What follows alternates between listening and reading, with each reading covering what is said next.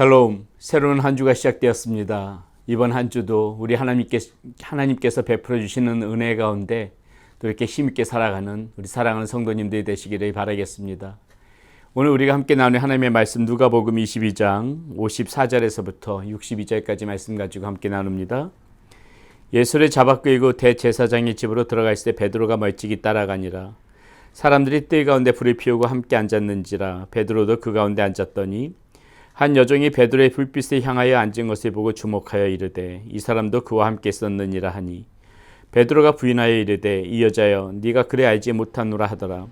조금 후에 다른 사람이 보고 이르되 너도 그 도당이라 하거늘 베드로가 이르되 이 사람아 나는 아니로라 하더라.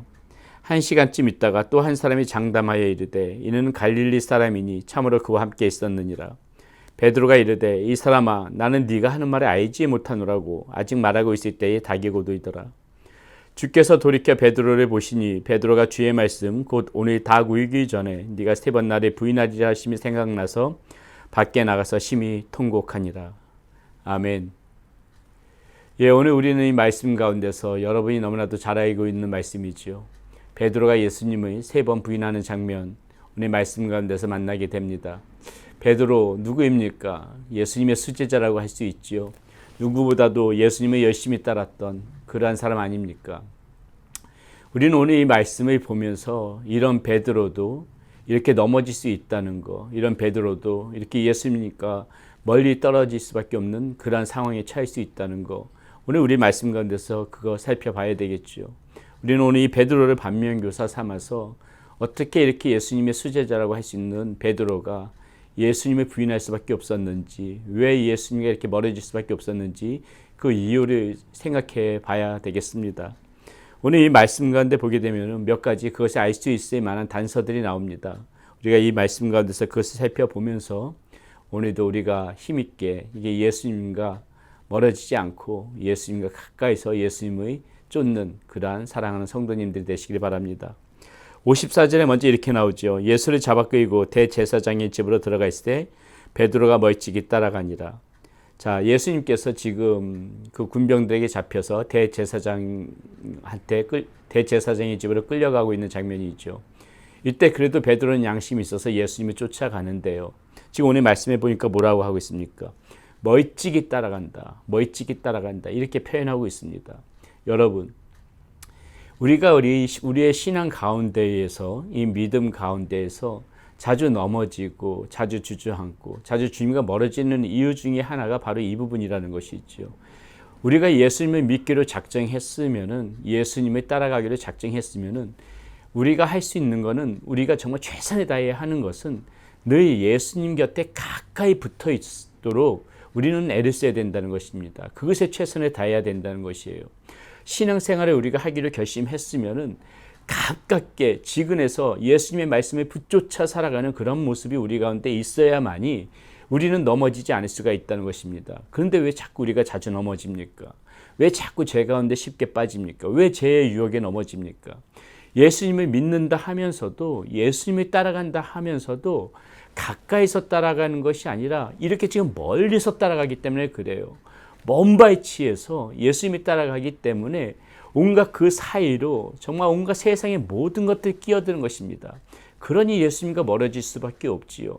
예수님 뒤에 꼭 붙어가지고 예수님만 바라보면서 떨어질세라 그렇게 가깝게 쫓아가야만이 이 정말 힘든 세상 속에서 이 험한 세상 속에서 우리가 믿음을 굳게 지키며 살아갈 수 있는데 우리가 세상 유익 다 즐기면서 먼 발치로만 예수님을 바라보고 그렇게 따라가니까는 중간중간에 예수님께서 시야에서 멀어지니까는 넘어지기도 하는 거고요. 주저앉기도 하는 거고 세상 것에 그런 활락에 다 빠져서 그렇게 살아가는 거 아니겠습니까? 여러분, 그러므로 우리가 오늘 이 베드로의 모습을 보면서요. 이 예수님을 쫓아가는 거 잘했죠. 그러나 이왕 예수님이 따라가기로 결심했으면은 가까이 붙어서 가야 된다는 것입니다. 이렇게 멀리서 따라가게 되면은 결국은 예수님이 3번 부인할 수밖에 없는 상황. 오늘 이 베드로가 상징적으로 그 모습을 잘 보여주고 있다고 생각합니다. 그러므로 사랑하는 여러분들 예수님이 따라갈 때 더욱더 멀어지지 않도록 예수님이 먼 발치에 보이지 않도록 가깝게 바로 지근해서 바로 뒤쫓아서 그렇게 쫓아가는 여러분들이 되셔야 되겠습니다. 또 하나 우리가 살펴볼 것은요. 55절에 이렇게 나옵니다. 사람들이 뜰 가운데 불을 피우고 함께 앉았는지라 베드로도 그 가운데 앉았더니. 자, 지금 상황이요. 사람들이 불 가운데 지금 뜰 가운데서 불을 피우고 있습니다. 그 가운데 지금 베드로가 껴서 앉아 있는 것입니다. 자, 이것이 무슨 상황을 의미하는 것일까요? 우리가 이것을 보면서 어떠한 것이 상징적으로 알 수 있을까요? 세상 사람들이 앉아있는 그곳에 우리가 앉아있으면 안 된다는 겁니다. 우리는 지금 이 불 가운데서 앉아있을 때가 아니죠. 이 사람들과 어울려서 이 뜰 가운데서 이렇게 함께 어울려 있을 때가 아니라는 것입니다. 많은 사람들이 이 신앙 가운데, 믿음 가운데 자주 이렇게 굳건히 믿음을 붙잡지 못하고 넘어지는 이유 중에 하나가 바로 이 이유라는 것이죠.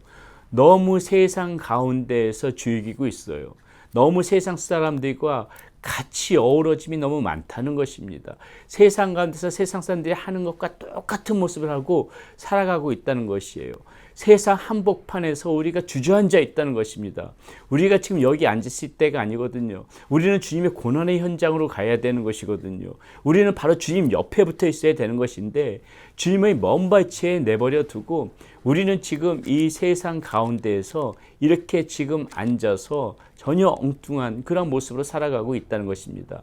우리가 이 세상 가운데 앉아있으면 틀림없이 주님과 멀어지게 됩니다.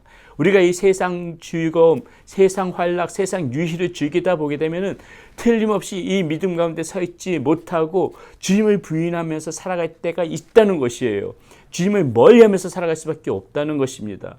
그러므로 우리가 무엇을 조심해야 됩니까? 세상 가운데 주저앉는 모습이 없도록 조심해야 되는 것이에요. 세상 가운데서 어우러지지 않도록 조심해야 되는 것입니다. 이 세상 가운데에서 굳건하게 이 믿음의 가치를 내걸고 그것에 대해서 이 세상 악과 세상 유혹과 이런 것에 등을 돌리고 주님을 바라보면서 주님 곁으로 가야지 세상 곁에서 계속 머물러 있으면 안 된다는 거. 우리는 오늘 이 베드로의 모습을 보면서 반드시 기억해야 될 것입니다. 베드로는 지금 예수님이 기꺼이 쫓아와서 예수님이 잘 쫓아와서는 예수님 옆에 있지 못하고 지금 바로 이렇게 세상 사람들 가운데서 함께 어우러져서 함께 주저앉아서 불 가운데 있다는 것이죠.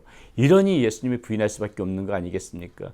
이왕지사 우리가 예수님을 믿기로 결심했으면은 예수님이 따라가기로 결심했으면은 세상 바라보면서 살아가는 것이 아니라 세상 가운데서 어우러지는 것이 아니라 주님을 끝까지 쫓아가면서 주님 옆에 붙어 있는 여러분들 되셔야 되겠습니다.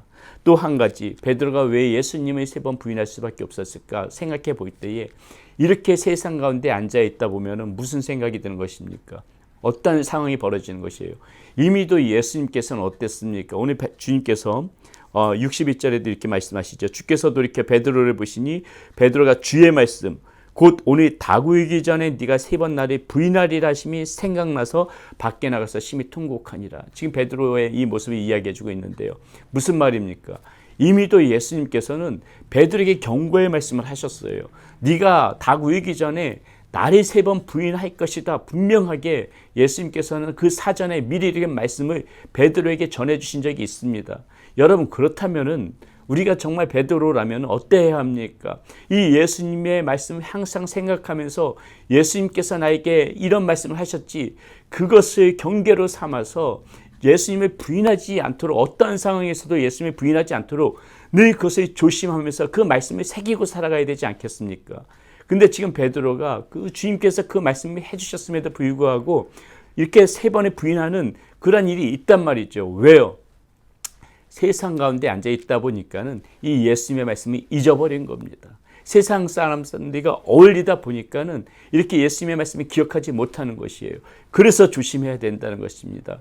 우리가 세상 가운데서 있다 보게 되면은 이 예수님의 이 말씀을 잃어버리고 살아요. 그 말씀을 잊어버리고 삽니다. 그러니까는 그것이 문제라는 것이에요. 우리가 세상에서 할 것 다 하면서 주님의 말씀을 지키면서 살아갈 수 있을 것 같습니까? 세상 즐거움 다 즐기면서 주님의 말씀 붙잡고 살아갈 수 있을 것 같아요. 마음은 그렇지만은 실제적으로 살아가다 보게 되면은 수시로 이렇게 하나님의 말씀을 잃어버리고 잊어버리고 그렇게 살아갈 수밖에 없다는 것입니다. 그러므로 우리가 주님의 말씀을 잊어버리지 않기 위해서라도 우리는 주님 앞에 시선을 두고 주님을 붙잡아서 살아가야 된다는 거예요. 세상 주의감 속에 빠져서 살아서는 안 된다는 것입니다. 그렇게 살아가다 보게 되면 주님의 말씀을 잊어버리니까는 그게 문제가 된다는 것입니다.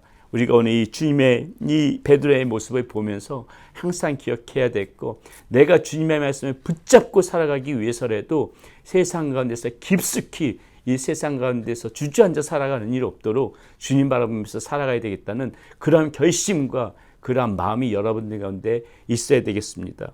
베드로는 이래서 부인했다는 것입니다. 이런 상황, 예수님을 멀리 쫓아가고 가까이 쫓아가지 못하고 멀리 쫓아가고 세상 가운데 어울리고 그러다 보니까 주의 말씀을 잊어버리고 잃어버리고 이렇게 해서 지금 주님을 부인할 수밖에 없었는데, 그런데 여러분 어떠세요? 이 베드로의 모습이 어떻게 보면 저와 여러분들의 모습이거든요. 사실 우리들의 모습, 우리가 베드로보다 잘한 것이 무엇이 있습니까? 베드로보다 잘났다고 주장할 수 있을 만한 게 무엇이 있습니까? 저와 여러분들 다 그런 모습인데, 그런데 주님 어떻게 하나 보세요. 62절에 이렇게 나옵니다. 주께서 돌이켜 베드로를 보시니, 주께서 돌이켜 베드로를 보시니. 여러분, 우리의 모습이 이렇게 허물 많은 모습이라 할지라도, 우리가 이렇게 죄 가운데 있는 모습이라 할지라도, 우리도 베드로처럼 수시로 주님을 부인하면서 살아가는 그런 모습이 있다 할지라도 주님께서는 어떻게 하시는 거예요? 우리들을 모른다 말씀하시지 않으시고, 우리들을 못났다 그렇게 꾸짖지 않으시고, 우리들을 멀리하지 않으시고, 지금 주님께서 어떻게 하세요? 돌이켜 베드로를 보고 계시다고 말씀하고 계세요. 그 영혼을 긍휼히 여기시니까 보시는 겁니다. 그 영혼을 불쌍히 안쓰럽게 생각하시니까 지금 그 베드로를 보시는 거예요. 지금 예수님께서 베드로를 보실 때 경멸의 눈으로 보실 것 같습니까? 지금 예수님께서 베드로를 보실 때 꾸짖는 눈빛으로 보실 것 같으세요? 아니에요. 예수님께서 지금 아마도 이 베드로를 보실 때는 그 무엇보다도 정말 긍휼한 눈빛으로, 자비의 눈빛으로, 안쓰러운 눈빛으로 그렇게 지금 베드로를 보고 계실 거란 말이죠. 여러분, 주님께서 우리를 바라보시는 모습도 그런 모습이라는 것입니다. 우리 그거 반드시 알아야 돼요. 우리는 이렇게 부족하고, 우리는 이렇게 죄 가운데 있고, 이렇게 우리는 허물이 많은 사람들이지만은 주님께서는 지금도 우리들이 긍휼의 눈으로 바라보고 계시다는 거 우리 반드시 기억해야 됩니다. 안쓰러운 눈빛으로, 불쌍한 눈빛으로, 자비의 눈빛으로 우리들의 영혼을 불쌍히 여기시면서, 우리의 영혼을 불쌍히 여기시면서 그렇게 지금 우리들을 바라보고 계시다는 것이죠. 여러분, 우리가 이런 주님의 눈을 본다면 우리는 주님을 안 쫓아갈 수가 없는 것입니다. 다시 힘이 빠졌더라도 힘을 내야 되는 것입니다. 우리가 이 주님의 눈빛을 기억한다면 주님, 내가 잘못했습니다, 회개하고 주님 앞에 돌아와야 되는 것입니다. 우리가 이 주님의 눈빛을 본다면 우리의 모습을 다시 한번 주님의 말씀으로 다듬고 새기고 그렇게 새롭게 만드는데 힘을 다해야 된다는 것입니다. 그리고 다시 주님의 손을 붙잡고 일어서서 주님께로 가야 되는 것입니다. 사랑하는 여러분, 오늘도 나의 모습 그대로를 주님께서 긍휼히 여기시면서 그 자비의 눈빛으로 나를 바라보시면서 나를 부르시는, 나에게 손을 내미시는 그 주님의 모습을 기억하십시오. 주님께서는 여러분들을 다시 한번 붙들어 주시기를 원하십니다. 다시 한번 사랑의 눈으로 여러분들에게 힘 주시기를 원하십니다. 여러분, 그 주님을 바라보면서 오늘도 다시 한번 우리의 모습을 다듬어가며 주님을 쫓아가는 그러한 여러분들이 되시기를 바라겠습니다. 기도하겠습니다. 아버지 하나님, 감사합니다. 오늘 베드로의 모습을 보면서 왜 베드로가 예수님을 3번 부인할 수밖에 없었는지 그 상황을 알 수 있을 것 같습니다. 베드로의 모습이 곧 우리의 모습이기도 합니다. 허물 많은 모습, 예수님이 가까이서 쫓아가지 못하고 멀리서 쫓아갔던 모습들, 세상 가운데서 어우러졌던 모습들, 주님의 말씀을 잊어버리고 살아갔던 모습들, 다 모두 다 우리의 모습입니다. 아버지 하나님, 그러나 주님께서 우리를 멀리하지 않으시고 경멸의 눈으로, 꾸짖는 눈빛으로 우리를 바라보지 않으시고 불쌍한 눈빛으로, 자비의 눈빛으로, 긍휼의 눈빛으로 우리를 바라보십니다. 우리를 부르십니다. 아버지 하나님, 그 사랑의 눈, 그 사랑의 마음 깨닫고 주님 앞에 돌아올 수 있는 우리 사랑하는 성도님들이 될 수 있도록 인도하여 주시옵소서. 지금 이 순간에도 세상 가운데 있는 성도님들이 있다면 아버지 하나님, 우리가 마음을 돌이켜서 다시 한번 주님을 바라보며 나가게 하여 주시옵소서. 멀리서 그동안 주님을 쫓아갔던 사람들이라면, 성도들이라면 가까이서 주님을 붙들고 살아가는 우리의 모습 될 수 있도록 인도하여 주시옵소서. 우리 주 예수 그리스도의 이름으로 감사하며 기도드렸습니다. 아멘.